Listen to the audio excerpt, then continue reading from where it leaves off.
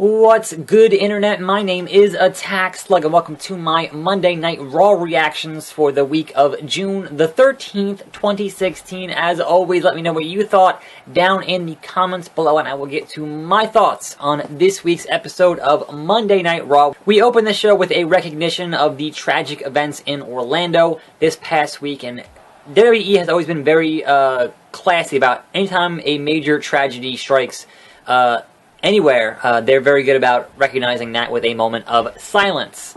The show itself starts with the New Day coming to the ring to cut their usual New Day promo. I will say, when the New Day was getting hot, when they were really starting to, take off, they were changing up their gear pretty often, but it seems lately they're just wearing that same gear. That's just their gear now, which is kind of weird. I thought it was cool that they kept kind of, having different colors. Much like the Lucha Dragons will change their gear every so often with different colors.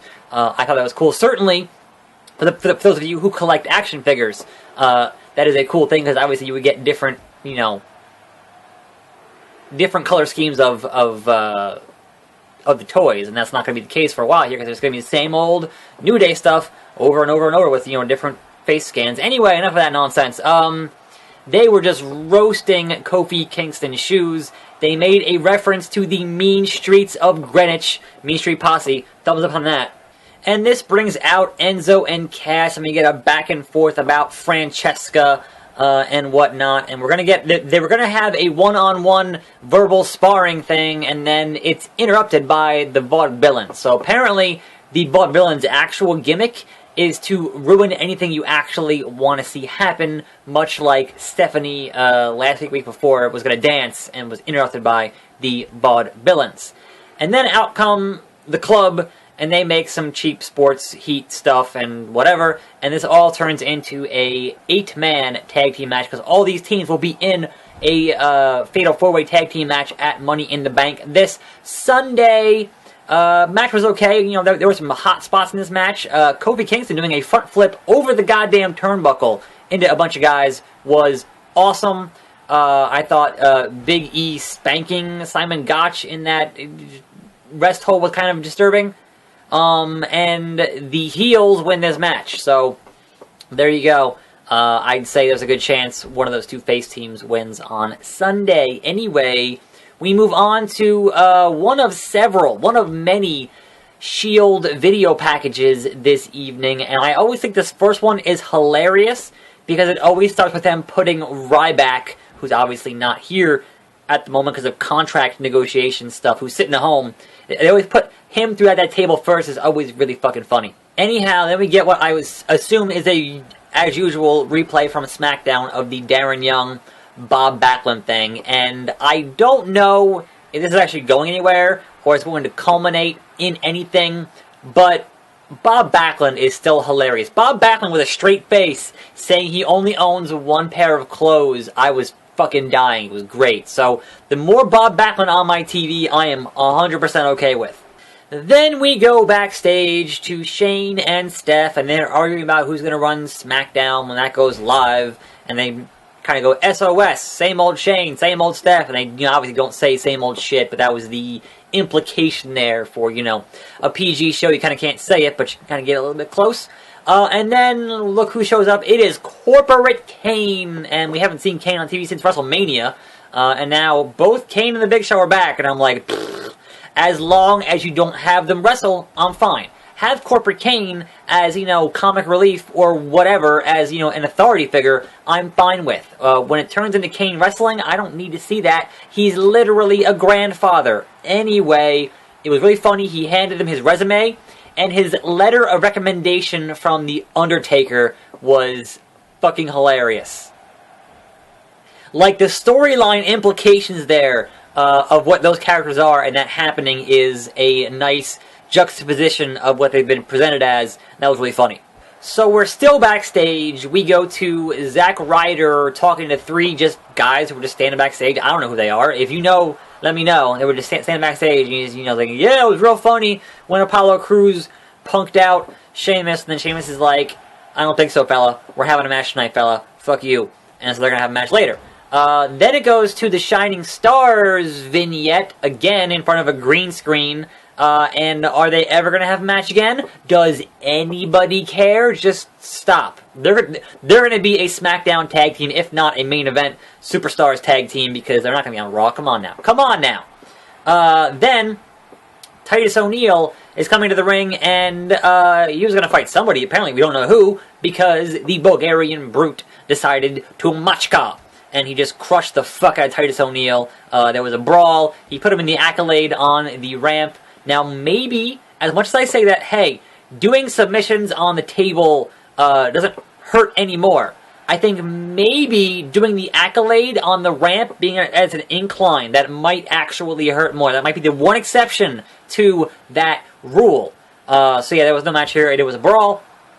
Then we go to the Ambrose Asylum. At this point, you're wondering, man, we haven't had a match in like a fucking hour. There have been so many fucking backstage segments and vignettes and whatever else. Where the hell are the matches here on Raw? So, Ambrose Asylum, which is back by popular demand. We find out later that Shane reinstated the Ambrose Asylum, so thank you to Creative actually putting in a throwaway line there, because obviously, those of us who actually have a memory know that Steph got rid of that show and it made no sense that it was coming back. So they kind of, justified it in the storyline. Thumbs up on that. Continuity is what I care about. So we get this whole thing with Ambrose and Rollins and Reigns, and they're still booing the fuck out of Reigns. The crowd was chanting "Party Pooper" at Seth Rollins. They made a joke about the gift box. They mentioned Batista, the crowd chanting "Bootista," which is also really funny. And that ends up obviously in a brawl. And they had a thing with Shane and Steph backstage afterwards that kind of had covered a lot of that stuff. But hey, it kind of is what you expect. And they teased the possibility of Ambrose winning Money in the Bank and cashing in on whoever wins that match at Money in the Bank. Anyway, the next match... Oh, there you go. Hey, Ambrose. Anyhow, the next match was Paige versus Charlotte. Obviously, non-title Divas match. You had Natalya and Becky Lynch at ringside. They've set up a tag match that's going to happen at the pay-per-view with Becky and Natalya versus Charlotte and Dana Brooke. I like that they actually verbally mentioned that Dana Brooke is the Arn Anderson of that thing. And I liked that Charlotte pretty much did a flare flop, more or less, in that match. Paige wins, and there was the thing with Dana Brooke throwing in Charlotte so she didn't get counted out, and then she lost the match, and then was all mad about it backstage, so that happened. They mentioned the whole protege thing and whatever else. Next match up was Sheamus versus Zack Ryder, and that was, pretty much a squash match for Ryder getting squashed, and Sheamus wins. It was, acceptable. Then we had Shane and Kane and Kevin Owens backstage, because apparently Del Rio showed up 20 minutes beforehand, which was funny because then when Del Rio comes in, he's already in his gear. Like, does he come up to the building in his gear, wearing his underwear? Like, come on now. And they make a tag match thing for later in the evening. Thanks a lot, Kane. Next up was this match, long-term rivals Sami Zayn and Cesaro, who had some amazing matches in NXT, had a pretty good Raw match, and Sami Zayn pulled out the victory. That was fun. Then we move on to the contract signing between AJ Styles and John Cena, and there was some good stuff in here with this contract signing. It had Cena mentioning places that AJ Styles has performed at, and he literally mentioned PWG, Ring of Honor, and New Japan on Raw, and conveniently skipped out the largest section of AJ Styles' career, which was obviously TNA. Man, how shitty must TNA feel? Really funny stuff. Cena keeps mentioning bullets, which is like, I know that they literally can't call them the Bullet Club, and he's like, your club's not full of bullets, it's full of bull shit. Obviously he didn't say shit, and then he's like, take a bullet train back to Japan, and I'm like, that's not how trains work. Has anyone told John Cena how trains work? You can't get on. First of all, there are no bullet trains in the U.S. That's a Japanese thing. Second of all, you can't get on a train in New Orleans and go to Tokyo. That's not how trains work. It's a little thing called the ocean in the way. John Cena, like, somebody teach John Cena geography. What the fuck? And there was a nice dig there from AJ Styles on John Cena about Kmart. He has his own fucking section in Kmart. It's literally John Cena's fucking face and just Cena's shirts. It's fucking crazy. Anyway, the most shocking thing about this contract signing is that there was no fighting. There was no fight that happened here at all. There was no brawling. They just kind of had a dueling promo and walked away. Now, the whole thing here is that there were 2 contracts. One of them with Bullet Club at ringside, one of them with just a one-on-one. That obviously means Bullet Club is banned from ringside, and Cena baited Styles into signing the one that has just a one-on-one match. But hey, it's John Cena. You know they're going to have a couple of matches, and Styles is going to win one and then lose the rest. That's what happens with John Cena. I don't expect this time to be any goddamn different. Anyway, next match was the Lucha Dragons versus Owens and Del Rio. The stipulation here is that if Owens and Del Rio lose because they can't get along, they will lose their spots in Money in the Bank to the Lucha Dragons. Obviously, that's not going to happen. There was a great spot here where they fucking lawn darted Kalisto, who was doing like a in-between the ropes dive, and just took him and threw him into the barricade. Fantastic. I don't like that Del Rio keeps trying to get the crowd to chant, see, you're supposed to be a heel, you don't want the crowd to chant with you. We had a Miz on the set thing, which we missed last week. They didn't have one last week, which we should have every week. That makes sense for his character as a heel. That was fun. Then the main event is Dean Ambrose versus Chris Jericho, and that was a fun match. We had Owens and Zayn on commentary. Owens, still classic on commentary, still one of the best. We had Del Rio as the timekeeper and Cesaro as the guest ring announcer, and that was fun. Before that, we had Shane, Stephanie, and Kane backstage discussing how they don't want Kane to be on SmackDown, and they mentioned Kane hooking up a car battery to Shane's balls years and years ago, so thumbs up on continuity again.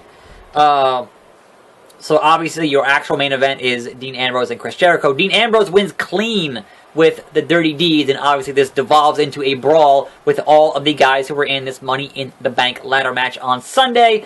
And at the end, Jericho puts up a ladder and climbs in and gets the briefcase. Obviously, he's not winning on Sunday. That's kind of how it works. Whoever comes out on top on the show on Raw is not going to win at the fucking pay-per-view. Anyway, that was Raw. Notable by their absence, again, Randy Orton, Bray Wyatt. So, will Randy Orton or Bray Wyatt show up at Money in the Bank? That remains to be seen. And I will hopefully have out my predictions for that on Friday. This week's schedule is fucking crazy. My voice is already shot. I got more videos to record today. And that's kind of, yeah. It's been fun. Raw was actually, for a go-home show, Raw was alright. But I thought it was way too talk and promo and vignette heavy, and not enough actual match-type stuff. Way too much backstage stuff. Anyway, that's Raw. I'm Attack Slug. Thanks for watching. Let me know what you thought. And more videos every day. I'll see you next time. Right here on this channel. And I'm out.